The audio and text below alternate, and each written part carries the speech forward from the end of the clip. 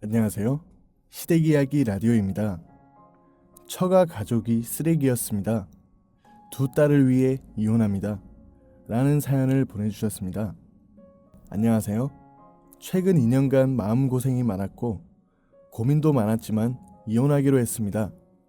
이혼을 앞두고 조금 넋두리하며 제 마음도 정리를 할 겸 사연을 보내게 되었습니다. 저는 30대 초반에 처와 결혼을 하였습니다. 이후 딸 둘을 얻었고 첫째가 올해 초등학교 입학을 하였고 둘째가 내년에 입학을 앞두고 있습니다. 결혼 후 여러 문제가 있었지만 어떻게든 서로 보듬으며 살아가고 있다고 생각했습니다. 그러다 3년 전 제가 직장 문제 때문에 지방에 내려가게 되었습니다. 애들도 당시 다니던 유치원도 있고 아는 사람 아무도 없는 타지로 가는 것에 처가 부담을 느끼기도 해서 저 혼자 가게 되었습니다. 평일에 지방에 있다가 주말에 올라오는 생활을 계속하였는데 반년 정도 지나니 처가 너무 힘들어했습니다. 독박 육아로 혼자 애 둘을 키우는 게 너무 힘들다며 매번 힘들어했고 짜증도 많이 냈습니다.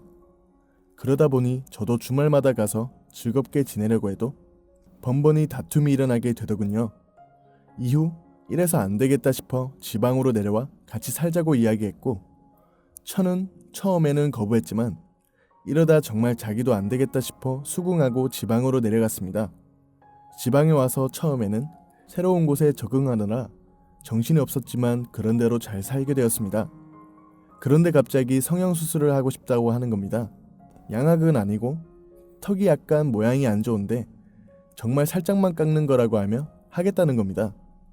처는 누가 봐도 이쁜 얼굴이었고 많은 사람에게 부러움을 사는 외모를 지녔지만 본인이 자기 얼굴에 만족을 못하였고 곤혹 필러 같은 것을 할 때도 있었지만 수술은 처음 이야기하는 것이었습니다.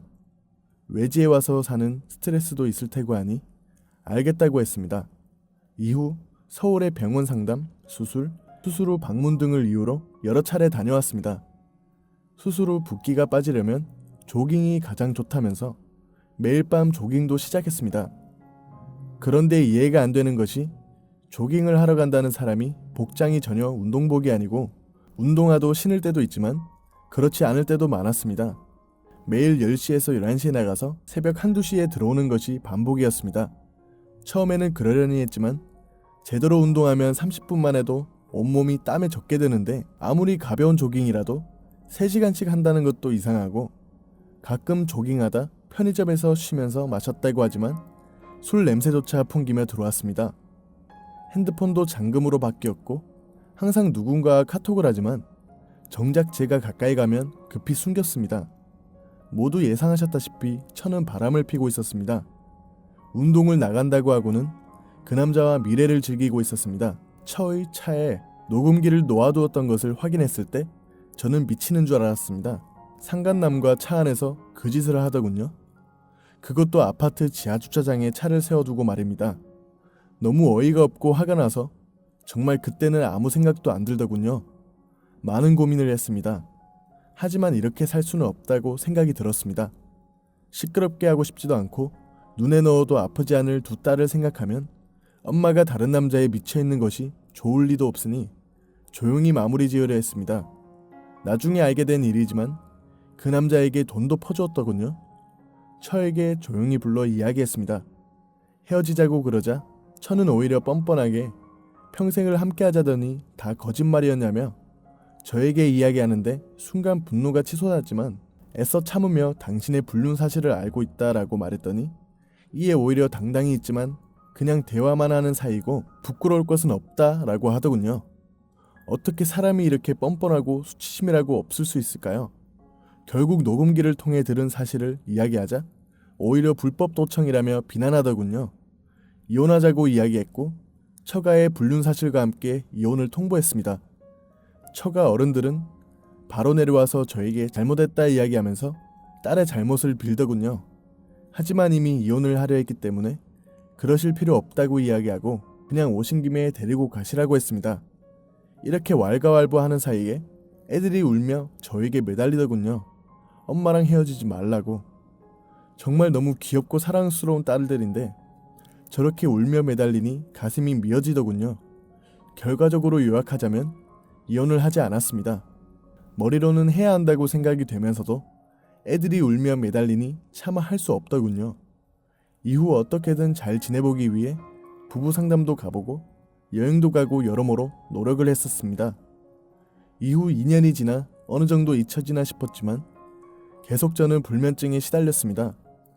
이전에 그랬던 것처럼 제가 잘 때 밖으로 나가 그 남자와 카톡을 주고받거나 전화를 하는 건 아닌지, 제가 출장을 갔을 때 밀회를 나누는 건 아닌지, 정말 완전히 정리된 것이 맞는 것인지, 그럼에도 저는 오히려 제가 의처증이라며 지긋지긋하다고 저에게 화를 자주 냈었습니다.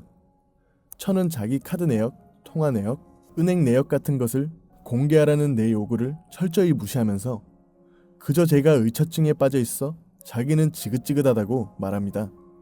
처만 공개하라는 것이 아니라 내 것도 보라고 쌍방공개로 제 것을 쥐어줘도 보지 않고 자기는 공개하지 않겠다고만 하더라고요. 저도 지치고 지쳐 이제 그만하고 싶다는 생각이 너무 자주 들었습니다. 불면증은 심해지고 이러다 내가 죽겠구나 싶었습니다. 천은 저와 싸우면 무조건 처가에 전화해서 제 욕을 하며 자기가 부당한 의심을 받고 있다고 하소연했고, 처가에서는 또 그걸 따끔하게 혼내기보다 받아들여 주었습니다. 전 처가에 전화해서 따끔하게 혼내라고 했지만 오히려 자기 딸을 감싸주기만 하는 장인 장모의 모습에서 깊은 실망을 느낄 뿐이었습니다. 결국 크리스마스 이브에 장인과의 통화에서 장인은 오히려 저를 탓하더군요. 애가 얼마나 외롭고 힘들었으면 바람을 폈겠냐고, 다 제 처신이 좋지 못해서 자기 딸이 바람을 핀 거니 오히려 딸을 보듬어줘야 한다고 하더군요. 너무 화가 났습니다. 장인과 장모는 둘 다 학교 선생님으로 평생을 사시다가 은퇴하시고 지금은 고향인 지방 모 전통마을에 들어가 살고 계십니다. 학교 선생님이셨던 분들이 저런 이야기를 하니 전 너무 화가 나서 물었습니다. 그 논리대로라면 학교폭력도 피해자보다 가해자를 감싸줘야 하냐고. 그러니 하시는 말씀은 원래 학교폭력도 보면 피해자들도 다 그럴 여지를 주는 아이들이다 라고 하시더군요. 이 말을 듣는 순간 제 안에서 무언가 선이 끊어졌습니다. 아 그래, 이런 집안, 이런 자칭 교육자라는 위선자들, 이런 놈들 밑에서 자랐기에 처가 저런 거구나. 딸만 문제가 아니라 저 집안 자체가 저렇구나. 내 소중한 딸들이 이대로 자라다가는 바람피고 딴 남자랑 몸 굴리는 것이 아무렇지 않게 여기게 되는 아이가 될 수도 있겠구나 생각했고, 덕분에 지금은 마음이 훨씬 가벼워졌습니다. 어떻게든 노력하면 좋아질 것이라며 가족의 온전한 모습으로 행복을 찾을 수 있으리라는 기대를 냉정히 끊을 수 있었습니다. 그저 저런 인간들이 그동안 학교 선생이라며 수많은 아이들을 가르치고 그 시대의 부조리를 만들어 왔구나 라는 생각이 들 뿐이었습니다.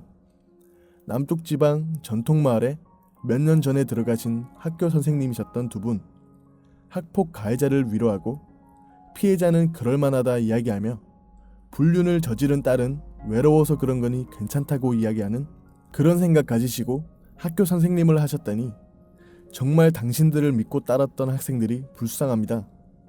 폐기물 당신 딸은 당신들이 그렇게 떳떳하시다니 잘 챙기시고 내 딸들은 앞으로 두 번 다시 볼 생각하지 마십시오. 행여나 당신들 같은 가치관이 물들어 버릴까 무섭네요. 긴 주저리 읽어주셔서 감사합니다. 그냥 마음을 정하고 나니 어딘가에라도 이야기하고 싶어 적어봤습니다. 감사합니다. 라고 사연을 보내주셨습니다. 오늘도 사연을 보내주신 분께 감사드리며 앞으로도 많은 사연으로 찾아뵙겠습니다. 구독과 좋아요는 큰 힘이 되며 시청해주셔서 감사드립니다.